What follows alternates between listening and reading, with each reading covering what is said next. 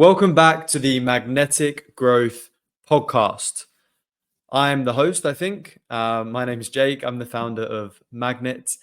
And yeah, today we have a guest on with us who actually does some work with us here at Magnet as a growth hacker himself, Mr. Jeff Cafolla. Jeff has been a 7-time head of growth for different projects in the space, has averaged 38. I mean, you can tell me if I'm wrong after Jeff, but I think it's 38x all-time high across all of the projects he has managed. And more recently, Jeff has entered the startup arena with Amplify, which is a DeFi play utilizing artificial intelligence to, among other things, get you the best yields possible. Jeff, thank you for joining me. Was that correct? Was that a good introduction? That was a very good introduction, yeah. And I love the Magnetic podcast, by the way. Very, very well thought out. Yeah, the 38x is a good one, but there is also market conditions as well, which were favorable in 2021. But overall, it's been a very positive experience. So yeah, you hit the nail on the head there. That's a good intro. No, thank you. It's one of the first ones, so I'm sure I'll get better in time. But yeah, I mean, you're selling yourself short there, to be honest. Market conditions or not, you were there at the right time, and I think that's a big part of growth. I mean, we haven't quite got into the episode yet, but a big part of growth is knowing when to grow and knowing when not to grow. Yeah. I think the knowing when not to grow is a very powerful, thing that people need to be aware of, especially within this space specifically, right? So there's a time to grow and there's a time to build, and the bear market's for building, and oftentimes projects try to grow through the bear market, which you can still grow, right? You can grow in user numbers and whatever else, but they try to, grow the chart, or they try different tactics, which ultimately ends up just, wasting budget and ends up in their ultimate demise, really. Yeah, I think that's a fair point. And it seems so logical off the back of that. Is now a good time to be growing? What are your thoughts on this current market? Yeah, I mean, now is a great time to be growing, for sure. We're really at the start of the bull run, or what feels like the start of the bull run. I've been in the market since 2017. We've been through this before. This is a bit of a long lull since we had the highs of Bitcoin, but it's good. I was afraid that this was going to go too hard and too hot and too fast. And we're going to just blow up, after 6 to 9 months. But this prolonged period of down and sideways is actually very good for the market and very healthy for the market overall. I think we've yet to see the best to come. We're seeing a lot more projects out there. We're seeing people return, coming back to the market, more liquidity. We still haven't seen the massive hype that we get with retail that usually comes, towards the middle end of a bull run. So that's why, probably we have, 6, 9, 12 months, maybe even longer. We don't know. No one has a crystal ball, but it's a good time to be launching a project. Yeah, for sure. Okay, great. Uncle Jeff has said it here. Now's the time to be growing. It's crazy, right? Because I mean, 6 weeks ago, everyone was super bullish on the space, and everyone was also saying, "Oh, there is going to be a pullback at some point." Post kind of sell the news on the Bitcoin halving, outflows from the ETF ramping up, so on and so on. And now it's actually happened. There are a lot of people that are being super negative about, even though we have this understanding that we're going to hopefully shoot back up, there are still people being super negative, which is a surprise to me because I'm the same as you. I'm in the same boat. I think this is just the start. And I've always looked at Q4 as being kind of the ideal point for this market. I've never guessed anything right in this market. It's probably the most challenging and hard thing to do. I didn't think we'd have the lift that we did earlier this year to the extent that we did. I thought, I didn't think we'd hit the highs that we did. But yeah, what's your thoughts on that? Like in terms of like how people have an understanding of what's going to happen in the market, and then it actually happens as they predicted, and then all of a sudden they start flooding again.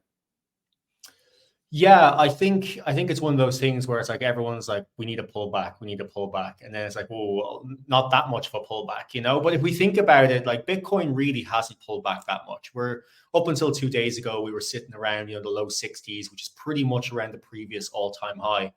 What's happened, I find, is that, based on being in the market for a while, is people have really started to put a lot of money into meme coins, right? They put a lot of money into memes, they put a lot of money into much riskier plays, which when there is a retracement or a crash, it pulls back 50, 60, 70, 80%. Mhm. And people get wrecked, like really, really wrecked. Like, yes, you might get your, 50x, 100x, but the pullback is also quite immense. And that can really make people feel like this is the end, right? They could have a portfolio, maybe they've grown it 20x and now it's down to a 5x and they think it's all over.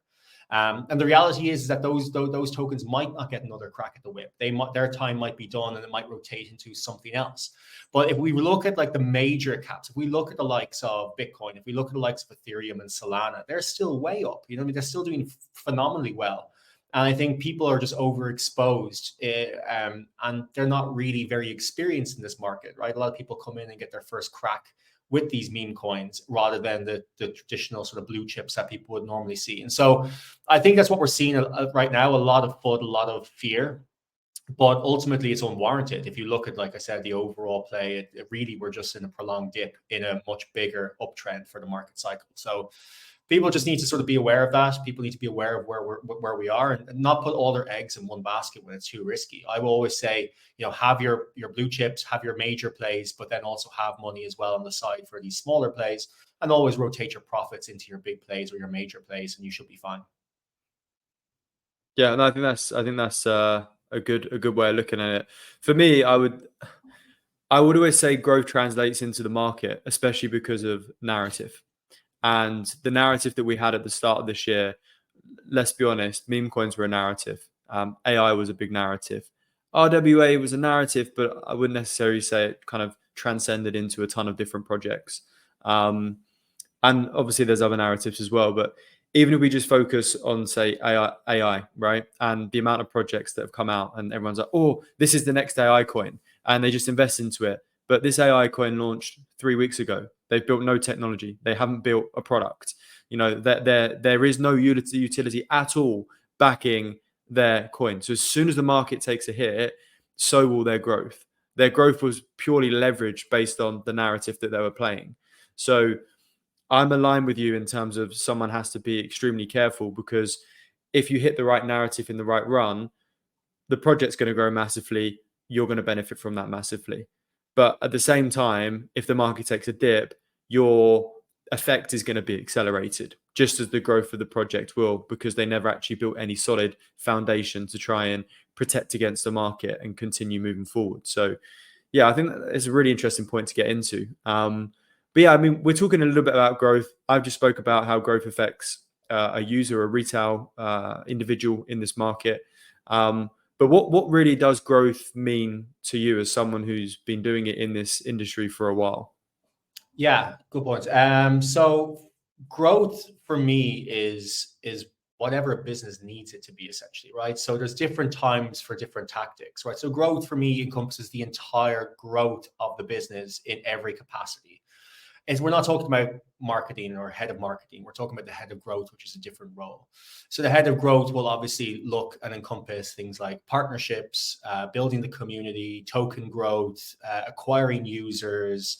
It'll also include sales tactics as well. So if you have a BD team and you're reaching out B2B, like, how does that look and how can you hack that to make it easier? So for me, it encompasses the overall growth of the business at any given time, as opposed to a specific part that needs to grow, like, for example, sales or marketing or whatever else. Awesome. Yeah, I mean, I think everyone's has a different definition and concept of what growth means. I'd always say, and I think this kind of stems through from the magnet method as well, that growth in Web3 is completely different to growth that we've experienced in other markets. Web2 especially, because to me, the two biggest growth levers are digital ownership, coming from the asset side, and being able to give your users a real interest, invested interest in your project, and then the community element. Community elements has been here before. There's some great brands that have built amazing communities, but a community building off the fact that each community member also has the benefit of growing from the growth of the project is community on steroids, in my opinion.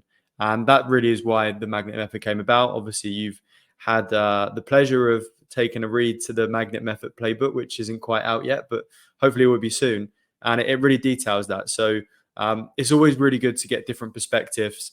I think even if you ask a marketer, marketing people in the field will have different, different definitions of what important marketing is to them. Some people really take a focus on design and branding, others take a focus on the paid angle. So it's always useful to get an opinion, basically, is what I'm trying to say.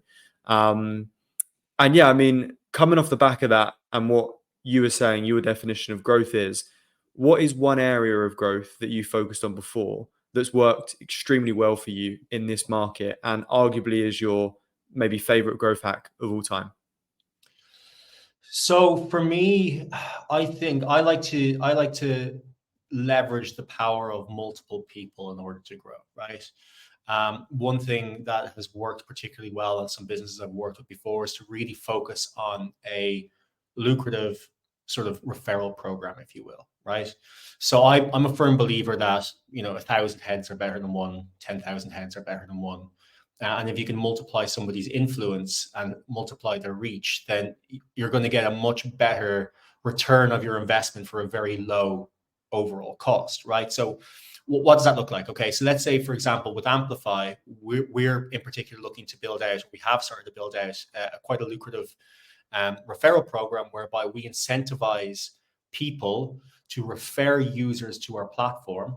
Those users that deposit TVL, the referrer will earn a percentage of their interest indefinitely as long as they are deposited in the pool. So let's say, for example, that referrer earns 1% on all the money that they refer. If they were to refer users who deposit $1 million in the protocol, they're going to get $10,000 for that. 10 million, $100,000, right? And so this is a very good way to leverage KOLs, influencers, and whatever else, and their networks in order to drive their users using specific codes or whatever it would do in order to generate constant passive income. And I found that if you have quite a lucrative sort of program like that, the uptake is very high within itself, right? A lot of people are very interested in making passive income, of course, and all they're doing is they've already backed the project. Maybe they've invested in the KOL round. Maybe you've even paid them for a few videos, so they have the backing behind it. But now it's in their best interest to push it to their community, because not only are you paying for their services, they're now benefiting and profiting off of your services as well. So for me, being able to leverage users like that is extremely valuable. Other things you can do if you don't have a referral program is ambassador programs. Obviously, you can bring on people on who have ambassador program with 20, 30, 40, 50 people, like an army who sort of benefits and backs your project. And they can go out and, the multiplier effect where they go out and they simultaneously, boost whatever post it is. They share content, translate content into other languages, and they get benefits for it. It doesn't have to be massively monetary, like beneficial, but it could be other perks that they get in order to back your project. So leveraging people, multiple people, in order to achieve your goals would probably be what I'm always a massive fan of. Yeah, really well said. Really well said. It's funny because it fits into the last area of growth within the magnet method, right? Community-led growth. We have two areas. We have user-generated is one section of the community-led growth, and the second section is referral-based. And again, we break down within the magnet method all the different ways that you can do that. And to me, the most attractive part of the community-led growth through a referral program is that it can activate all future network effects. As you were mentioning, Jeff, it's you're giving someone a reason to go and basically become your future awareness for your growth funnel to then bring these people through. And the best thing about it from my perspective is what your CAC is, right? Your cost, your customer acquisition cost. You can say, for example, you're going out there for you're doing a sponsorship, it costs 20K. It's inherently hard to understand actually what that's going to bring in value to your product. You can track it, of course, but upfront, you don't quite know what that CAC is going to look like. But when it comes to a referral program, you already know what it is. It's already predetermined. Yours sounds very well thought out, which I'd expect from someone who comes from a growth background. But even if someone was saying, right, for every new person that you come in, you get 10 USDT or something like that, or 10, whatever the token is. It's a fixed amount that you can factor in based on the lifetime value of what a client's going to bring you, that the CAC is going to be sustainable for your business moving forward.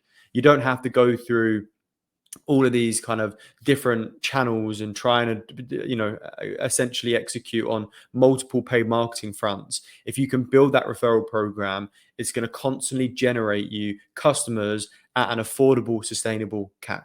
Simple as that. So yeah, I don't know if you have anything to add to that, or whether that was a reasoning behind why you decided to go with this for Amplify as a main driver. But yeah, please share your thoughts.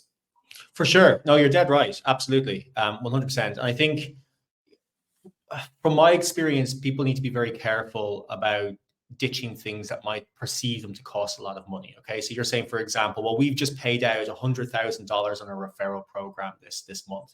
That's a lot of money. We could spend that money elsewhere. Right. And you see this all the time. People who don't track their marketing campaigns properly or effectively won't know really where the good money is being spent or the bad money is being spent. And I think really, holding on to the channels that perform particularly well is essential to user growth. And it's not just about throwing out a referral program. It's also about measuring the impact of that program as well, right? I think with me in particular, obviously it works quite well because it's a direct relation to the TVL that you put in. So if an influencer drives more TVL, they'll get more interest. But to your question, where you might have a fixed amount that somebody is driving, right? So $10 per person who sort of signs up to our platform. You need to be able to measure that effectively as well, to the point of, okay, well, how many users does this person drive? What is the average spend of that particular user, right? So if one influencer drives 1,000 users on average $10 per person, okay, that's a break even. But if somebody drives 100 users and the average is $100 per person, automatically that's a lot more valuable. But unless you're tracking that effectively, you will probably think that the first influencer is actually driving better results for you. Now, that overall calculation of $10 deposit is an easy way to track versus the overall cost. But what I'm trying to say is, especially in Web3, people do not track things properly. And that's ultimately where a lot of them fall down. Yeah, no, I agree. Again, I keep having to revert back to the playbook, but one of the final sections, that I think it's the ready, set, grow area, talks about the importance of data and how growth is nothing without data. As simple as that. If you're not actually tracking the performance of the strategies you're implementing, you're going in blind, and it's extremely hard to actually work out where your lowest hanging fruit is and what's going to be effective for your project moving forward. Say, for example, your referral program, if you never track the data for that, you don't see how many people are coming onto the program, how many clicks their, specific URL is getting, what their conversion rate is, you can't optimize it. Say, for example, you had 50 people join the referral program and you were getting like 1 or 2 conversions a month from the referral program, but you actually looked into the data more and realized that you were getting 50,000 organic impressions clicking on that link from your referral program, but only 2 or 3 people were converted. There's clearly nothing wrong with the offering. It's something between the offering and the point of conversion, right? So without being able to then break down what happens between those 2 points and playing around with stuff, you're never going to know how you can optimize it to make it successful. It could have been so successful on the front end. Alternatively, it might be the other side of the coin, where you're not getting great traction from an initial awareness standpoint, but the conversion is extremely high. So then you think, well, hang on, if I expand the program with better people that are going to push this more and get the awareness right, I know I have a funnel that's going to convert. So yeah, I mean, it wasn't a planned part of this podcast to talk about the importance of data, but I feel like whenever you're talking to someone in growth, if they don't talk about data, they're probably not the right person. Yeah, I mean, the conversation's flowing where it's flowing, I actually got my start in Web3 specifically because I come from a data-driven background, right? So I come from programmatic display advertising, building long-term growth strategies for crypto and Forex companies. That's where ultimately, I came before here. And the company Adroll has big competitors like Google Display Ad Network and whatever else. And so for us to get a competitive advantage, we had to provide a lot of insights and a lot of data insights to customers who simply wouldn't get that level of granularity from the likes of Google because they just don't have the time or they're not spending enough. And so I came into the Web3 space back in, I mean, I've invested since 2017, but I started working in the space at the end of 2020, and no one was tracking anything. Like they were just throwing tens of thousands of dollars at these KOLs who were oftentimes botted, you know, and not knowing what was working, what wasn't working. And it, to me, it just blew my mind that there was just such an excessive amount being spent on pure garbage. And the crypto space from an advertising perspective is so unbelievably fraudulent that you have to find the right KOLs and the right channels and everything else. But that's a separate game. So what I started doing was implementing the ability to track exactly that. And since then, there actually is a few companies that are focused on attribution, right? So following the user journey from when they first, find out about your brand, all the way to on-chain data to the endpoint, which could be, TVL deposited in a particular liquidity pool. You've got quite basic ones out there like Safari. So Safari is great. They're like the Google Analytics, but for Web3. They're free to use, easy to implement. And then you got ones like Spindle, which is much more robust. They do much more customized dashboards and everything else. And they really look at all of the touch points. But what you're looking at in this customer journey, and I advise anyone who's talking about attribution, specifically in crypto, to use a first touch attribution model, right? So really, you're going to get the value of where did that person first find out about your company? And then what's their journey been like so far? So they might click on a Twitter ad, they might click on a Reddit post, they might click on a YouTube video. Perfect. Okay, now they're in the funnel. And so what's their user journey been like? Did they, go into landing page? How many times did they have to come back to that landing page before converting? When they converted, did they go straight to depositing, liquidity in the pool? Where's the drop off on the on-chain customer journey? Because then you can identify friction points there as well and say, 50% of the users who sign on to the platform actually drop off at this specific stage. Why is that? That's a big drop off point. And so maybe it's too complex. Maybe this is where they have to connect a specific wallet.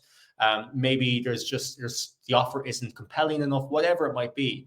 And so you just need to identify these points, and then you can make that less frictionless or more frictionless, should I say? And then you can drive, higher conversions over time. But if you're not tracking all of these points along the way, like you said, you're excuse my French, pissing in the wind, 100%. And you're right. I still think we're early in terms of infrastructure. I mean, quests and community campaigns have been very, very successful in the Web3 field, but there still isn't that perfect solution, in my opinion. There's some great solutions out there. A lot of the industry adapt Zeely or layer 3, but even with layer 3, like to launch a successful layer 3 campaign as a small project is pretty unachievable, especially when you look at how layer 3 can scale and how their focus is going to be on the bigger projects that are giving bigger, larger amounts away. So yeah, I'm with you. I feel like the infrastructure has improved, but we're still a long way away from it. And arguably we can put it on founders and builders to say, oh, well, you should be responsible for the data that you're tracking.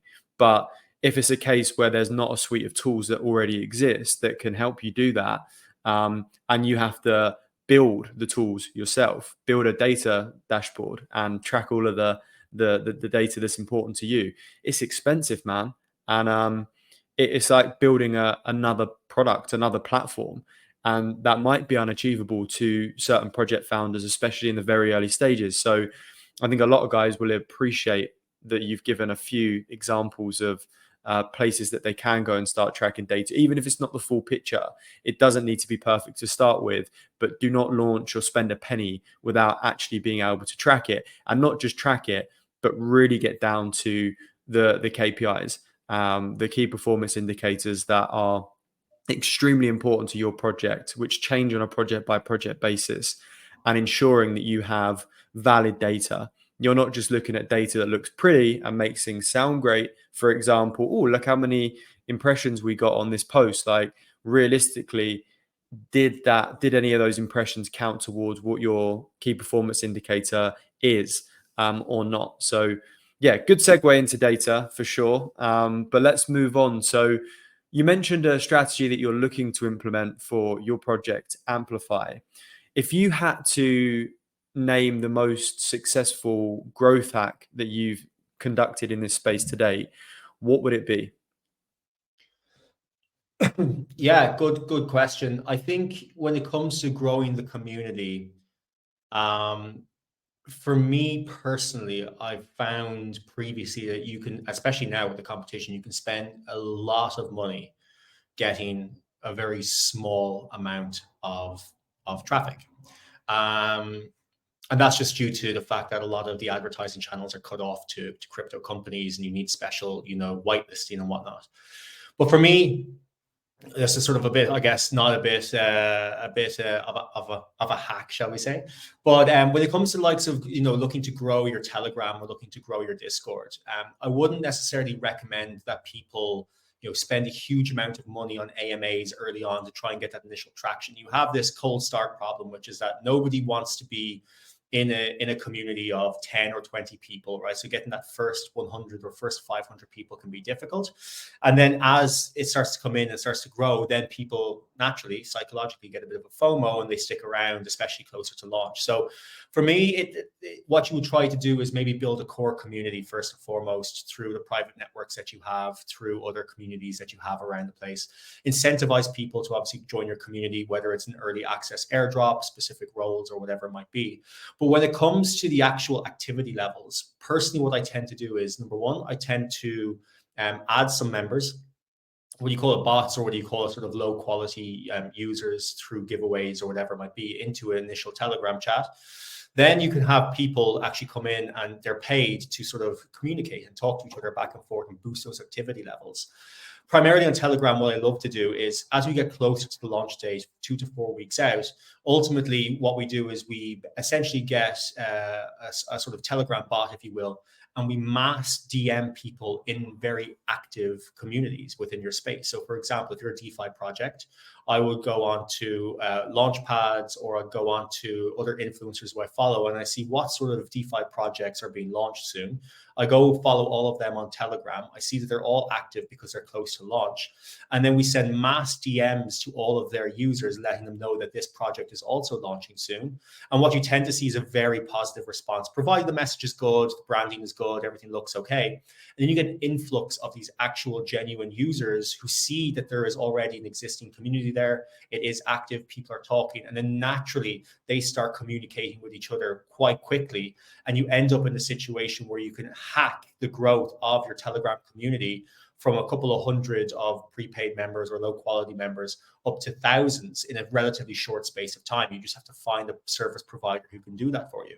But what you would find is, if you try to do this organically, or if you try to do this by the book, so to speak, you'd end up spending 5 to 10 times the amount of money to get the same activity levels as you do by just doing it this way. So we don't have a Telegram at the moment, because for me, if you start doing it now, let's say 3 months before you launch, to maintain people's attention and to maintain the level of engagement that people want is going to cost you a huge amount of time and effort.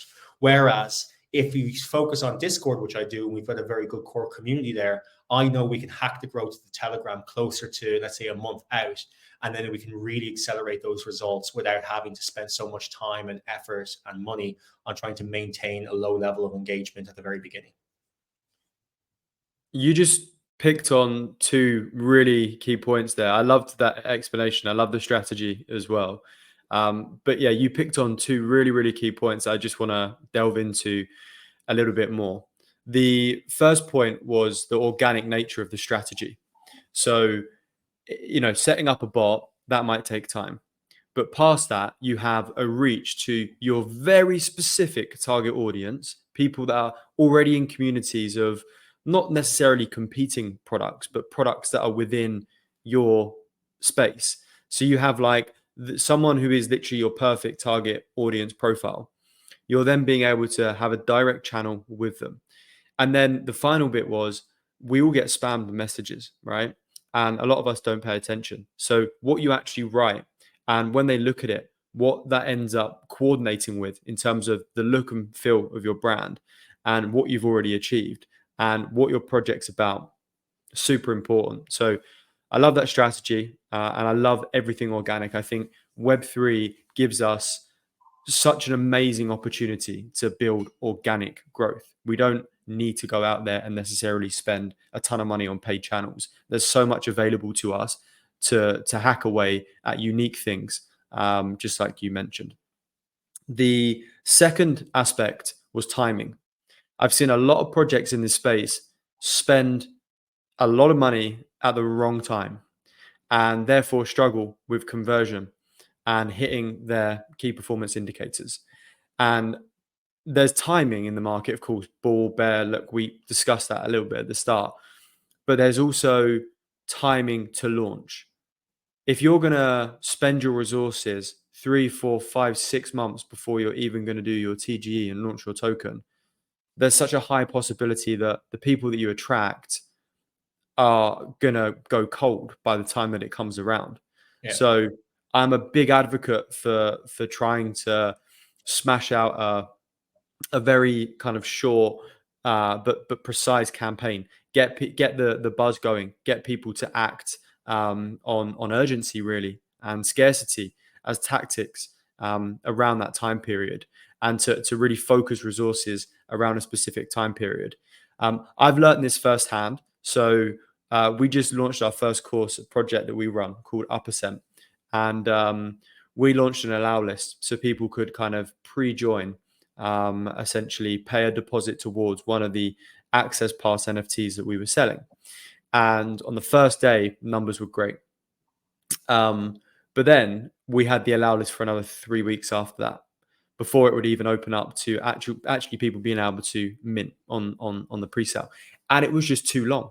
It was just way too long. I tried to be too smart. And I can hold my hands up there. I think that's what growth's all about. It's about, you can learn, you can read, you can watch this podcast, but until you get out there and you implement stuff and you see what works and what doesn't, that's really the point that you're going to learn.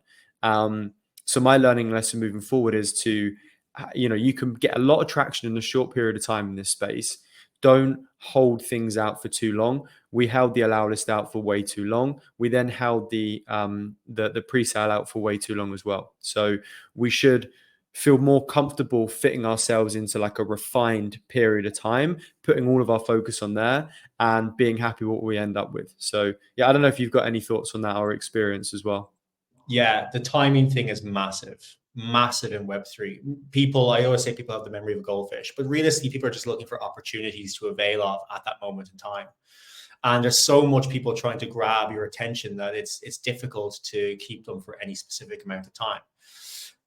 Funnily enough, I was a part of an NFT collection that launched, and it was only a small collection of 333 pieces. It was between two communities that were actually pretty well known in the NFT space.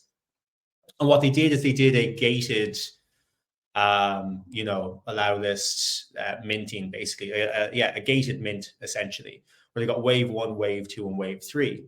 And wave 1 had, let's say, enough to fill the entire sort of the collection, if you will, to mint out the collection before wave 2 would come in, which had double or triple the users. And then wave 3 was just going to be the last scraps. And what happened was everyone was ready to go. It was built up. It was frenzied. And then essentially the first wave went and it didn't sell out. And then immediately everyone else held off. Immediately you lost and you killed that moment. Well, hang on. There was, 300 people there. Why didn't that sell out? That's suspicious. It should have sold out immediately. Maybe there's something wrong with this project. Maybe I don't want to buy it. And what happened was they didn't actually mint out at all. What they had over 1,000 users, only 333 items. The NFT projects were pretty well known, and they didn't mint out because they simply tried to gate it. They tried to be too smart about it. And instead of letting everyone just go for it and first come, first serve and creating a frenzy, they actually put doubt in people's minds, and that just completely destroyed the collection. The projects had to buy it themselves. They had to end up minting out themselves 2-3 days later or something like that. And it was just a disaster. So it all comes down to timing. Like, don't try and be smart. Don't try and be coy. Just let at it. Let them have a frenzy to try and get there first. That's the whole point of it. That's the reason why people battle it out for whitelist spots or whatever it might be. And just let the hype do what it needs to do. Yeah, look, I'm the proof. Well, I'm the proof. it's a typical thing, right? And this happened before. I remember this back in 21 as well. Like, unless the first wave sells out fast, the second wave usually dies on its ass. So you're better off just letting Yeah. everyone have it, you know? Yeah, I mean, it's strange because when I was hacking growth for Meld, we went with the frenzy. We opened early access passes for Meldfi, and we just went crazy on it. And we ended up with 50,000 users after 3 months, 70,000 after 4 months. And again, after that, it started to slow down a little bit, but we made the most of the period that we had. But then coming into our percent, I was like, it's an exclusive brand anyway, so we need to make this super exclusive, and it worked against us in terms of the time. Like I can't describe how many conversations I had with developers. Can we change this? No, it's a smart contract, Jake. It's on the blockchain. We cannot change it. Because again, that's actually a really important point to touch on. Your strategy needs to be pretty nailed down if it involves anything at a contract level, because you can't change it. And I know that, and I already knew that going into it. But as someone, a growth hacker, you're watching what's happening and you want to make changes. But in that circumstance, because there was something at the blockchain level, couldn't make the changes. So really think deeply about the strategy you're executing. And more importantly, if it doesn't go to plan, how are you able to change things?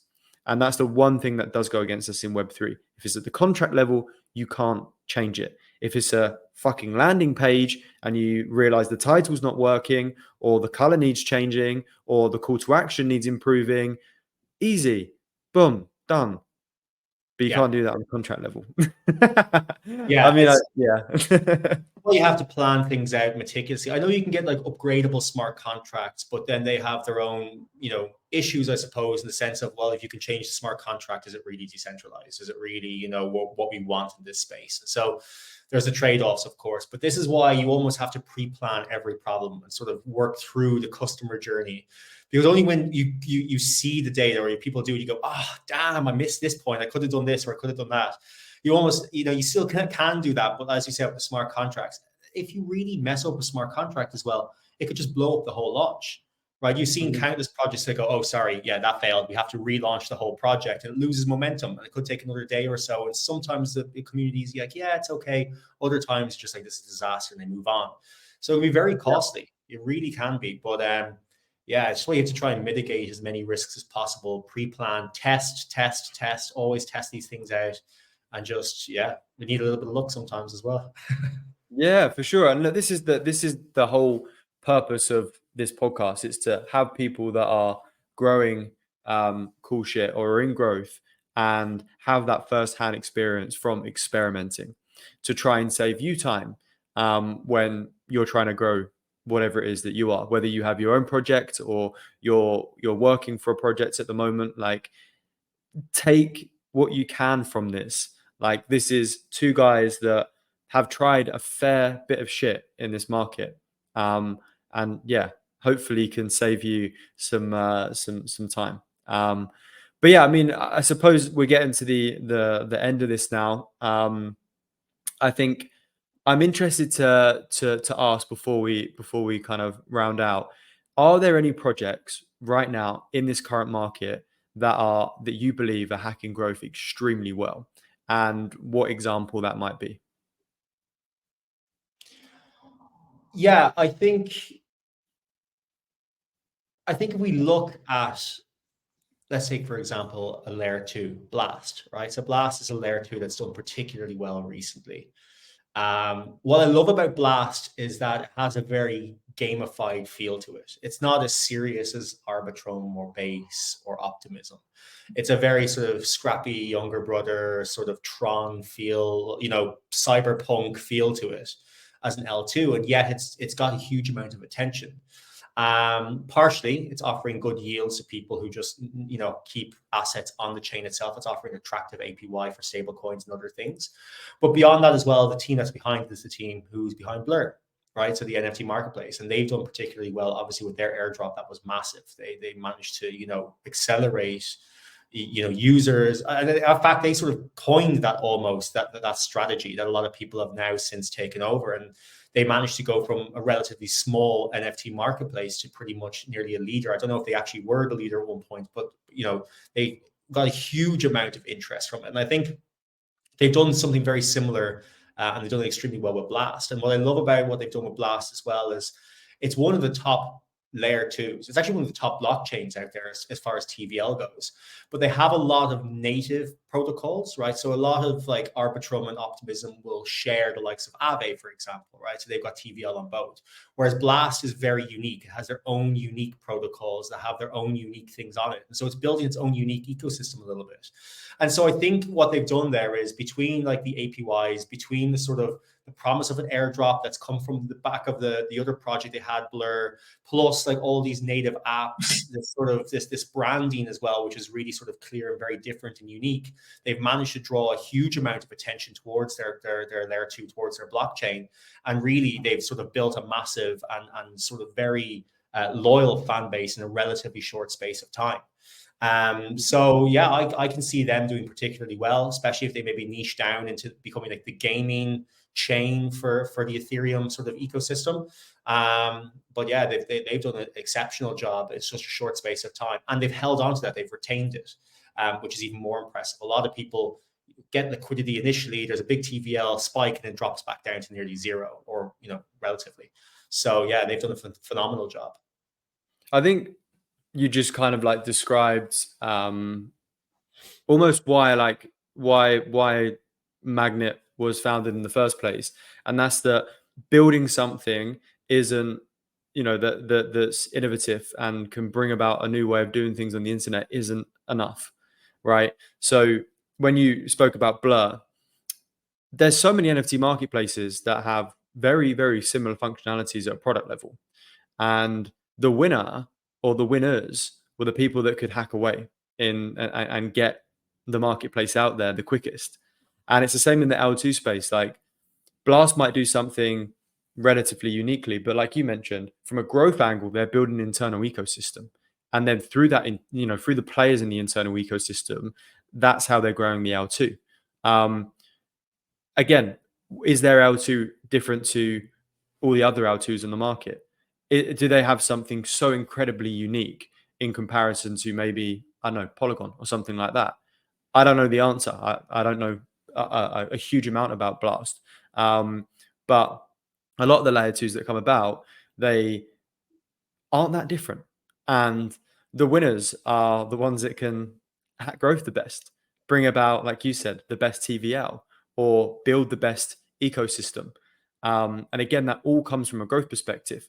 The next era of the internet is building and grow. Building, grow, building, grow. The two come hand in hand. And hopefully this podcast can help people master the second part of that, instead of just building cool shit. But yeah, I think that was a really good point to finish on. Just before we go, Jeff, I introduced Amplify a little bit at the beginning. Would you like to kind of give a description of what Amplify is, where you're at on your roadmap, and also, I mean, we've already heard your strategy, but how can people get involved? Yeah, it's all laid out there, so you can just copy it, copy and paste the overall strategy. So, yeah, thanks for that.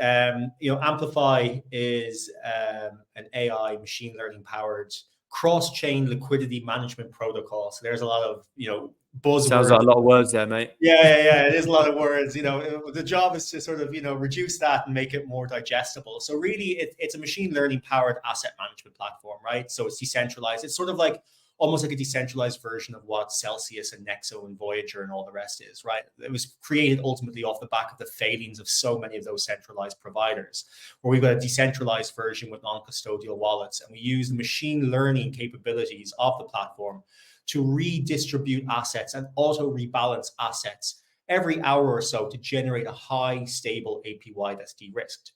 So obviously, instead of having all your assets in one pool, the platform will distribute it across maybe 8 different pools, so that if there ever was the exploit of one particular pool, you still have 7 pools that you're drawing APY from. And so auto rebalances across different chains and different protocols that would otherwise be impossible for people to do. And the idea here is to generate a much higher stable APY through DeFi. Then we'll start integrating with RWA protocols, and then also DPIN as well to help sort of generate a yield from different sectors. So we're still in the early stages. Alpha release went live a couple of weeks ago. Beta is due to go live in a couple of days. So that's good timing. And then we'll start to onboard people on the wait list. Of course, you know, if people want to join the wait list, we always want, you know, early adopters, people trying out the protocol. We're doing an airdrop. Just saying. And then also as well, Just strategy number one of everything in Web3. Yeah. This is the standard. I was going to do the airdrop before it became this big thing, and now everyone's doing an airdrop. I'm like, all right, well, we'll just do it for early adopters, basically, so that it's better that people feel more rewarded, so to speak. So yeah, we'd love to have people on trying it out, and then obviously we'll be launching hopefully in sort of July, if not July, then early September, because August is just a time where everyone just leaves, you know, planet Earth essentially, and no one's doing anything. So, but yeah, end of July is all good. Yeah, no, back to timing again. The Which key timing? theme. No, I'm just saying it's back to timing. You said like you're not going to launch this in August because Yes. people are not here. So it's another type of timing to take into consideration when people go on holiday. But exactly, you know, because if people are on the beach, they're not going to, you know, get involved in a project as if they are if they're sitting behind a desk at work and they've got an hour to kill at lunch. Do you know what I mean? So exactly that. You have to know how and when things are going. But it's funny how just, you know, the whole world operates around timelines of people on holiday and whatever else. There's a good time to launch. There's a terrible time to launch. And August is not a good time to launch. So there's some alpha. There we go. Well, Jeff, thank you very much for coming on the podcast. Jeff will be available to some Magnet Studio projects. We haven't spoke too much about that. I'll give a little 30 seconds. But Jeff is one of the growth hackers at Magnet. So of the studio projects that we work with, each studio project is assigned a growth hacker. You might get myself, you might get Jeff, you might get someone else, who knows? But some of you will have the pleasure of working with Jeff. And hopefully after listening to this, you can see what a pleasure that will be. So yeah, I mean, we're early in the Magnet journey. We're both not early in our growth journeys or our Web3 growth journeys. So yeah, I'm personally looking forward to working with you, Jeff, moving forward. I really like the concept of Amplify, and I think that your expertise in growth can help you really get it out there and foster a community and yeah, build something great. So yeah, unless you've got any final thoughts, we'll end this one here. No, that's it, mate. Really looking forward to getting started with Magnet. Love the methodology, love everything. Encourage anyone who's listening to this to read the methodology if and when it comes out. You know, we'll keep that secret sauce for a while. But yeah, obviously really looking forward to it. Great sort of methodology to help projects grow within the space, help them scale quite quickly. Very well thought out. So yeah, really excited for what the future holds. Thank you very much, mate. Thank you very much. Okay, great. Well, this has been the Magnetic Growth Podcast with Jeff Cafolla. I'll see you on the next one.